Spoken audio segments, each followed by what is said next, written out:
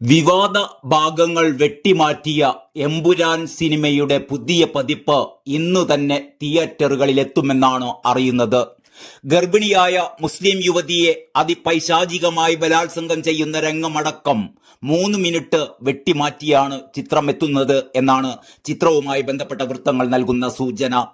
ചിത്രത്തിലെ ബജ്രംഗി എന്ന വില്ലന്റെ പേരും മാറ്റിയേക്കുമെന്നാണ് അറിയുന്നത്. പക്ഷേ പലയാവർത്തി പറയുന്ന ഈ പേര് എങ്ങനെയാണ് മാറ്റുക എന്ന് മനസ്സിലായിട്ടില്ല. ബീപ്പ് സൗണ്ട് ഇട്ടേക്കാൻ സാധ്യതയുണ്ട്. ഉടൻ റീ എഡിറ്റ് ചെയ്ത പതിപ്പ് തിയേറ്ററുകളിൽ എത്തിക്കണമെന്ന് കേന്ദ്ര സെൻസർ ബോർഡും ഇതിനകം നിർദ്ദേശിച്ചു എന്നാണ് മറ്റൊരു വാർത്ത. സിനിമയിലെ വിവാദങ്ങളിൽ മോഹൻലാൽ ഖേദം പ്രകടിപ്പിക്കുകയും പൃഥ്വിരാജ് മോഹൻലാലിന്റെ ഫേസ്ബുക്ക് പോസ്റ്റ് പങ്കുവെക്കുകയും ചെയ്തിരുന്നു. കഥയൊരുക്കിയ മുരളി ഗോപിയാവട്ടെ വിവാദങ്ങളിൽ ഇതുവരെ പ്രതികരിച്ചിട്ടുമില്ല. സിനിമാ സംഘടനകളും ഈ വിഷയത്തിൽ മൗനം പാലിക്കുകയാണ്. ഇതിനിടെ എമ്പുരാനെതിരെ വീണ്ടും RSS മുഖപത്രത്തിൽ ലേഖനം വന്നു. ചിത്രം ഭീകരവാദത്തെ വെള്ളപൂശുന്നു എന്നാണ് ആരോപണം. മോഹൻലാലിനും പൃഥ്വിരാജിനുമെതിരെ അതിരൂക്ഷ വിമർശനമാണ് RSS മുഖപത്രമായ ഓർഗനൈസർ നടത്തിയിട്ടുള്ളത്. 2 മണിക്കൂറിനിടയിൽ പ്രസിദ്ധീകരിച്ച 2 ലേഖനങ്ങളിലാണ് മോഹൻലാൽ, പൃഥ്വിരാജ്, ഗോകുലം ഗോപാലൻ, മുരളി ഗോപി എന്നിവരെ കടുത്ത ഭാഷയിൽ വിമർശിച്ചത്.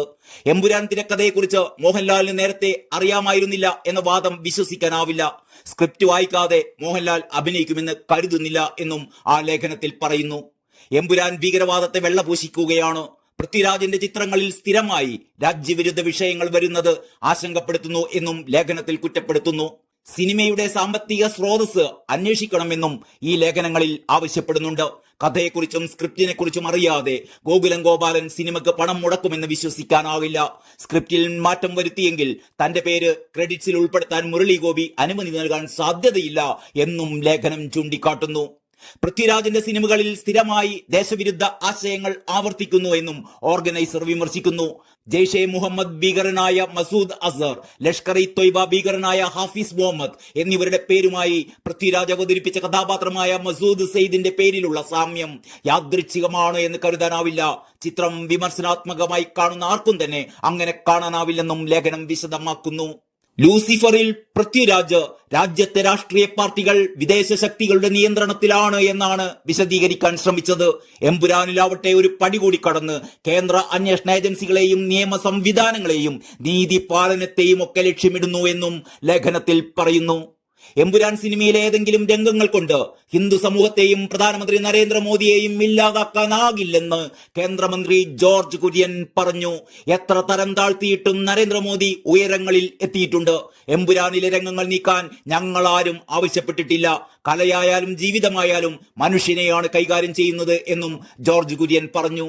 ജനപ്രീതി കാരണം തിയേറ്ററിന്റെ മേൽക്കൂരയിൽ വരെ ആളുകൾ കയറി നിൽക്കുകയാണ്.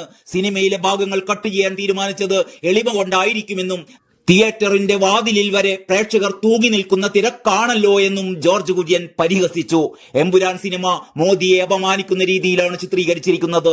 സിനിമ കണ്ട് ഇന്നത്തെ തലമുറ അത് മനസ്സിലാക്കണം. ഹിന്ദു സമൂഹത്തിന് ഒരു പോറലുണ്ടായാൽ അത് തങ്ങളുടെ നിലനിൽപ്പിനെ ബാധിക്കുമെന്ന് കരുതുന്ന ന്യൂനപക്ഷങ്ങളുള്ള നാടാണ് കേരളമെന്നും ജോർജ് കുര്യൻ ഓർമ്മിപ്പിച്ചു. 10 വർഷം മുമ്പ് നരേന്ദ്രമോദി ശൂലം കൊണ്ട് നടക്കും എന്നൊക്കെ പറഞ്ഞുകൊണ്ടായിരുന്നു നടന്നത്. നരേന്ദ്രമോദിയെ അപമാനിക്കുന്ന രീതിയിൽ, ഹിന്ദു സമുദായത്തെ അപമാനിക്കുന്ന രീതിയിൽ 15 വർഷം മുമ്പ് നടത്തിയ അതേ അപമാനം ജനങ്ങൾ അതുപോലെ കാണണം. ആ അപമാനം മനസ്സിലാക്കാൻ എല്ലാവരും ഈ സിനിമ കാണണമെന്നുകൂടി ജോർജ് കുര്യൻ പറഞ്ഞു വെച്ചു. മോഹൻലാൽ പൃഥ്വിരാജ് ചിത്രം എമ്പുരാൻ കാണില്ല എന്ന് BJP സംസ്ഥാന അധ്യക്ഷൻ രാജീവ് ചന്ദ്രശേഖർ ഏറ്റവും പുതിയ ഫേസ്ബുക്ക് കുറിപ്പിൽ പ്രഖ്യാപിച്ചിരിക്കുകയാണ്. ലൂസിഫറിന്റെ തുടർച്ചയാണ് എന്ന് കേട്ടപ്പോൾ എമ്പുരാൻ കാണുമെന്ന് താൻ പറഞ്ഞിരുന്നു. എന്നാൽ ഇപ്പോൾ സിനിമയുടെ നിർമ്മാതാക്കൾ തന്നെ സിനിമയിൽ 17 ഭേദഗതികൾ വരുത്തിയിട്ടുണ്ട് എന്നും ചിത്രം വീണ്ടും സെൻസർഷിപ്പിന് വിധേയമാക്കുന്നുണ്ടെന്നും മനസ്സിലായിട്ടുണ്ട്.